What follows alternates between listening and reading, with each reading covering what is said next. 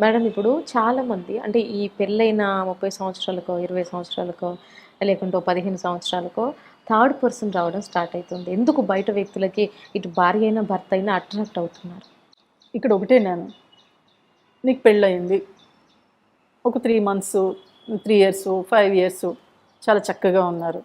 Plus ఈ లోపల busy అయిపోయారు. ఓకే, వైఫ్ కానీ హస్బెండ్ కానీ బాగా బిజీ అయిపోయారు. వైఫ్ ఏమో పిల్లలతో పాటు, హస్బెండ్ ఏమో బిజినెస్. ఇలా బిజీ అవుతున్న క్రమంలో కొన్ని వెలితులు ఉంటాయి.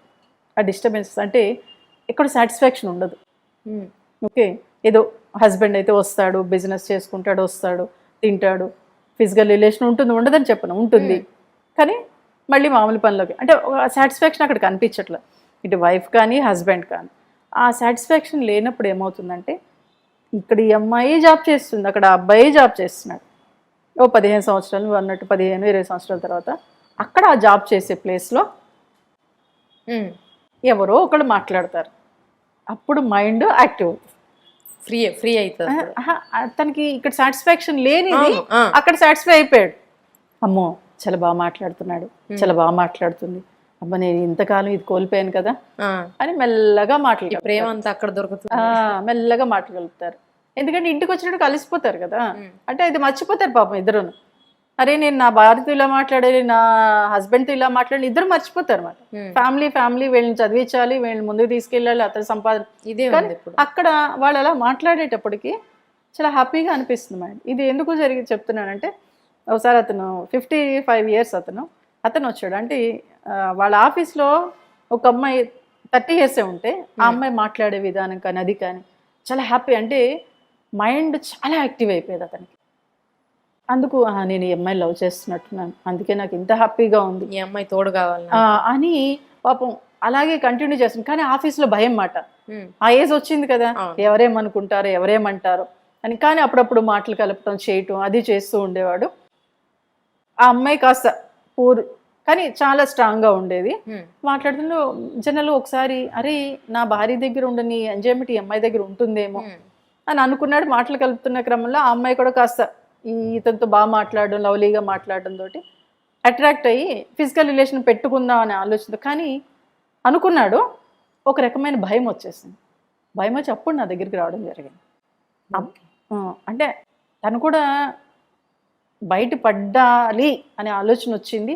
ప్లస్ ఒక ఫ్యామిలీ కల్చర్ నుంచి పక్కకి వెళ్తున్న నా పిల్లలు కూడా సర్టెన్ ఏజ్ వచ్చింది కదా అనే భయంతోనే నా దగ్గరికి వచ్చాడు. మళ్ళీ ఎక్కడ ఫ్యామిలీ డిస్టర్బ్ అయిపోతుందో అని చెప్పి అప్పుడు నేను చెప్పాను, సార్ ఇది మీ ఆలోచనలు అంటే మీ వైఫ్తో మీరు సరిగ్గా లేకపోవటం, కమ్యూనికేషన్ సరిగ్గా లేకపోవడం, ఫిజికల్ రిలేషన్ ఉంటుంది కానీ అది కూడా హ్యాపీగా లేకపోవటం వల్ల మీకు ఈ ఫ్యాంటసీస్ వస్తున్నాయి. మీరు మీ వైఫ్తో ఫ్రీగా ఉంటే, లేదు మేడం నేను తనకి చెప్పలేకపోతున్నాను అని, సరే తను తీసుకురండి అన్నప్పుడు తను తీసుకొచ్చాక ఒక 6 monthsకి సెటెడ్. ఆవిడ కూడా ఏంటంటే సర్టెన్ ఏజ్ వచ్చింది కదండి, ఇప్పుడు అవసరమా అంది. అంటే ఆవిడ ఆలోచన కూడా నేను అన్నా ఒకటే, మేడం ఎంత ఏజ్ వచ్చినా కానీ వైఫ్ అండ్ హస్బెండ్ ఎప్పుడు టీన్ వాళ్ళే. నిజమా మేడం? నిజం, మీరు చూడండి అది కోల్పోతున్నారు. పిల్లలు వచ్చారు, పిల్లలు ఏంటి ఒక సర్టెన్ ఏజే, తర్వాత వాళ్ళు పెళ్లి లేకపోతే వాళ్ళు వెళ్ళిపోతారు, తర్వాత లైఫ్ లాంగ్ ఉండేది మీరిద్దరే, కానీ ఈ లోపల ఇదంతా కోల్పోతున్నట్టే కదా. అంటే తర్వాత ఆవిడ 1 year తర్వాత ఒక మాట ఉంది, మేడం మీరు చెప్పకపోతే నేను ఇంత ఎంజాయ్మెంట్ కోల్పోయేదాన్ని. అంటే ఇది ఎలా ఉంటుంది, లేడీస్లో పూర్వం నుంచి ఉంది, సర్టెన్ పిల్లలు పుట్టేసాక ఇంకేం హస్బెండ్తో సరిగ్గా ఉంటాంలే అని చాలామంది లేడీస్ అలాగే, చదువుకున్న వాళ్ళు కూడా ఎందుకు హస్బెండ్తో సరిగ్గా ఉండటమే, ఇంకా అవసరం లేదు అని ఎప్పుడన్నా అన్నా సరే ఇప్పుడు నాకు ఇంట్రెస్ట్ లేదు అనే వేలో మాట్లాడేస్తారు. కానీ అది అవసరం కదా. మనం భోజనం ఎలా తింటున్నాం, రోజు ఎలా కార్యక్రమాలు చేసుకుంటున్నాం, ఒక వైఫ్ అండ్ హస్బెండ్ మరింత అద్భుతంగా, మరింత అందంగా, మరింత యాక్టివ్గా ఉండడానికి వాళ్ళిద్దరి మధ్యన ఫిజికల్ రిలేషన్, కమ్యూనికేషన్ చాలా అవసరం. అది మర్చిపోబట్టే వీళ్ళిద్దరి మధ్యన సమస్యలు పెరిగిపోయి 40 years 50 years వచ్చేటప్పటికి డివోర్స్కి వెళ్ళిపోతున్నాం. కాబట్టి ఎప్పుడు మీరు టీన్ వాళ్ళే, ఎప్పుడు మీరు వైఫ్ అండ్ హస్బెండే, బయట వాళ్ళు కాదు. మీ భర్త మీకే సొంతం, మీ భార్య మీకే సొంతం. ఆ విషయాన్ని మర్చిపోయి ఇక్కడ లేని ఆనందం, అంటే ఇక్కడ మనం సాటిస్ఫై అవ్వట్లేదు కాబట్టి అక్కడ దొరికేటప్పటికి ఇలా సైడ్ ట్రాక్ పడుతున్నారు. కొంతమంది ఏంటంటే జెంట్స్ కొత్త ఆనందాల కోసం, కొత్త రుచుల కోసం బయటికి వెళ్ళిపోతూ ఉంటారు. కాబట్టి వీటన్నిటి వల్ల కూడా డిస్టర్బ్ అయ్యేది మీ ఫ్యామిలీయే. సో కాబట్టి ఏంటంటే ఇక్కడ ఒక వైఫ్ కానీ హస్బెండ్ కానీ ముందుకెళ్తున్న క్రమంలో అంటే నాకు ఫిజికల్ రిలేషన్ అవసరం లేదు, నాకు సర్టెన్ ఏజ్ వచ్చిందని అనుకోవద్దు దయచేసి. ఎప్పుడైతే అలా అనుకున్నారో మీ ఫ్యామిలీ డిస్టర్బెన్స్కి మీరే కారకులు అవుతారు. కాబట్టి ఏంటంటే ఫిజికల్ రిలేషన్ అనేది అన్ని టానిక్ల కన్నా చక్కటి టానిక్ ఫిజికల్ రిలేషన్. దాన్ని మర్చిపోతున్నాం. అలా మర్చిపోబట్టే ఈ డివోర్స్ వైపు పరిగెడుతున్నాం. ఎందుకు అంటే ఎన్ని సమస్యలున్నా ఎన్ని గొడవలున్నా ఫిజికల్ రిలేషను ఇద్దరి మధ్యన బాగుంటే హ్యాపీగా లైఫ్ ముందుకు వెళ్ళిపోతుంది. కొంతమంది లేడీస్ ఏం చేస్తారంటే గొడవ అయిన తర్వాత భర్తకి కొన్ని నెలలు దూరంగా ఉంటారు. కానీ భర్త ఏంటి, ఎంత గొడవ అయితే అంత ఫ్రీగా భార్యతో ఉండాలనుకుంటాడు. కానీ భార్య ఏంటి, దూరం వెళ్ళిపోవాలనుకుంటాడు. భర్త దగ్గరికి రావాలనుకుంటాడు, భార్య దూరం వెళ్ళిపో. ఈ రెండింటి మధ్యన క్లాషెస్ పెరిగిపోయి డివోర్స్కి వెళ్ళి. కానీ ఇక్కడ ఎలా ఉంటుందంటే ఆ టైంలోనే లేడీగా మీరు ఎంత గొడవ పెట్టుకున్నా మళ్ళీ కాసేపట్లో కలిసిపోండి, ఫ్రీ అయిపోతారు. గొడవలు పెట్టుకోవద్దన్న గొడవలు వస్తూనే ఉంటాయి. బట్ మీ ఫిజికల్ రిలేషన్ కరెక్ట్గా ఉండేలా చూసుకోగలిగితే అది వైఫే చూసుకో. ఎందుకంటే హస్బెండ్ తొందరగా చెప్పలేడు నువ్వు ఇలా ఉండాలా అంటే తను ఏమనుకుంటుందో. తనేం మీరు ఎప్పుడైతే ఫ్రీగా తనతో మాట్లాడుతున్నారో అప్పుడు ఇంకా ఫ్రీ అవుతుంది. అలా ఎప్పుడైతే మగాడు కూడా ఇంకా ఫ్రీగా మాట్లాడతారు. అంటే బయట సంబంధాలకు వెళ్ళిపోతున్నారంటే అక్కడ లేడీ అద్భుతంగా మాట్లాడుతుంది. అంటే అద్భుతంగా అనుకోవచ్చు, అరే ఇక్కడ లేడీ మాట్లాడినాడు అక్కడ లేడీ ఎందుకు మాట్లాడుతుంది అంటే అక్కడ ఫ్రీ బర్డ్గా ఉంటాడు కాబట్టి మగాడు. ఓకే, చాలా ఫ్రీగా మాట్లాడడం చేయటం, నువ్వు అలా ఉన్నావు ఇలా ఉన్నావు ఇంత అందంగా ఉన్నావు అని చెప్తాడు అక్కడ. కానీ ఇక్కడ చెప్పడు. ఎప్పుడు ఎలా ఉంటుందంటే కూర బాగాలేకపోతే తిడతాడు, కూర బాగుంటే చెప్పడు. ఇక్కడ చాలు కదా, వెధవా ఈయన మొన్నేమో కూర బాగాలేదని తిట్టాడు, ఇక్కడ ఇప్పుడు కూర బాగుంది కనీసం చెప్పాలి కదా అనుకుంటుంది కదా. అక్కడ కూడా క్లాషెసేగా. ఆ కూర బాగున్నప్పుడు నువ్వు చెప్పావనుకో అదే లవ్లీ. ఈరోజు చీర అద్భుతంగా కట్టుకుంది, అరే ఎంత బాగున్నావు అంటే మాట అనొచ్చుగా, అబ్బాయి చెప్పడం. అదే బయట అమ్మాయి ఎవరైనా అద్భుతంగా ఎంత బాగుందో చూడు ఎంత బాగా కట్టుకుందా అని పెళ్ళాం దగ్గరే పొగుడతాడు. ఏదో ఆ అమ్మాయిని పొగుడుతుంది నన్ను పొగడచ్చు కదా ఇలా అనుకుంటుంది కదా ఎవరైనా. అదే అమ్మాయి అబ్బాయిని చేస్తే అది ఓకే. కాబట్టి నా భార్య నేను పొగిడితే నువ్వే కదా, నీ భార్యే కదా, నువ్వు పొగిడితే నీకే పోయింది. పొగుడురా బాబు, ప్రతి చిన్న విషయానికి ఇచ్చే. ఆ కూర దగ్గర కానివ్వండి, తను తయారైనప్పుడు కానివ్వండి, లేకపోతే కిచెన్లో వంట చేస్తున్నప్పుడు కానివ్వండి, కిచెన్లో వంట చేస్తుంటే ఎంత అద్భుతంగా నువ్వు అని ఒక చిన్న మాటే. ఆ చిన్న మాటను నువ్వు వండడానికి ఎందుకు ఫీల్ అయిపోతావు? పూర్వం ఉండేది ఇదంతా. అప్పుడు అనేవారు నానమ్మలు అమ్మమ్మలు, వెళ్ళరా నీది ఆవిడ దగ్గరికి పోరా, లేకపోతే ఒరే ఏమే మీ ఆయన స్నానం చేస్తున్నాడు వెళ్ళి వీపు రుద్దు, ఇలా అనేవారు. కానీ ఇప్పుడు అవి లేవు. ఇప్పుడు ఈగోస్. నువ్వు టవల్ ఇమ్మన్నా సరే నువ్వు తీసుకోపో అంటుంది. అది చిన్న చిన్న ఆనందాలు కావాలని అప్పట్లో చేసేవారు. పెళ్ళైన కొత్తలో కూడా ఎవరిని సబ్బు తీసేయటం, టవల్ పెట్టుకుని టవల్ తీసేయటం, మీ ఆయన మర్చిపోయినట్టున్నాడే వెళ్ళి ఇవ్వవే అనేవారు. అంటే వాళ్ళిద్దరి మధ్యన సరస సల్లాపాలు బాగుంటాయనే వేలో అలా చేసేవారు. కానీ ఇప్పుడు ఏమున్నాయి సినిమాల్లో తప్ప. నిజ జీవితంలో కూడా చేయండి, అది రియల్. కానీ రియల్ జీవితంలో చేస్తే అది నటనైనా కానీ అది తర్వాత క్రమంలో నిజమైపోతుంది, ఫ్రీ అయిపోతారు ఇద్దరు. అంటే చిన్న చిన్న విషయాలు ఆఫీస్ నుంచి వచ్చిన వెంటనే ఓ భుజం టచ్ చేసి బాగుందా ఈరోజు, బాగా జరిగిందా నీ ఆఫీస్లో వర్క్ అంతా అని ఒక చిన్న మాట చెప్పు. అలాగే భర్త ఇంటికి రాగానే నువ్వు ముందు వచ్చేసావు అనుకో, వాటర్ తాగుతారా, ఒక గ్లాస్ కాఫీ తాగినా ఇద్దరు తాగుదామా. అసలు ఇద్దరు కూర్చొని కాఫీ తాగే ఇదే మర్చిపోయారు. అవును, ఆ మార్నింగ్ లేస్తారు పరుగులే ఉరుకులు పరుగులే, మళ్ళీ వస్తారు పడుకుంటారు, లేదా టీవీయో సెల్ ఫోన్ చూసుకుంటారు, తింటారు పడుకుంటారు. ఎవరంతే ఎవరికి వాళ్ళే యమునా తీరన్నట్టు ఉంటున్నారు. కాదు, మనందరం కలిసి ఈరోజు సంపాదిస్తున్నాం. ఇప్పుడు 20 సంవత్సరాలు ఉన్నాయి, ఇప్పుడు బాగా సంపాదిస్తున్నాం, ఇప్పుడు ఎవరికి వారే ఉంటున్నారు. 50 సంవత్సరాలు వచ్చాక నీకు బోల్డ్ డబ్బు ఉంది, ఎంజాయ్ చేయగలవా? లేదు కదా.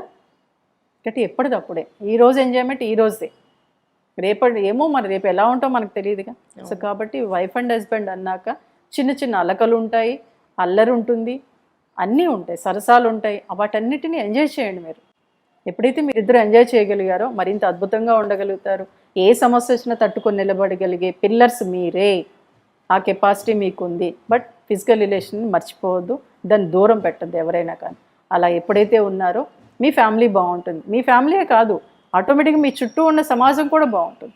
ఒక ఆరా ఏదో అంటూ ఉంటారు కదా, దేవుడు ఉంటే ఒక ఆరా ఉంటుంది, ఒక గుడి దగ్గరికి వెళ్తే ఆరా ఉంటుంది. అలా ఒక ఫ్యామిలీ బాగుంటే ఆ చుట్టూ ఉన్న ఆరా ఇంకా అద్భుతంగా ఉంటుంది. మిమ్మల్ని చూసి ఇంకో 10 మంది నేర్చుకుంటారు, మీ ఫ్రెండ్సే నేర్చుకుంటారు, ఇటు వైఫ్ కానీ హస్బెండ్ కానీ. ఆ సాటిస్ఫాక్షన్ లేనప్పుడు ఏమవుతుందంటే ఇక్కడ ఈ అమ్మాయి జాబ్ చేస్తుంది, అక్కడ అబ్బాయి జాబ్ చేస్తున్నాడు.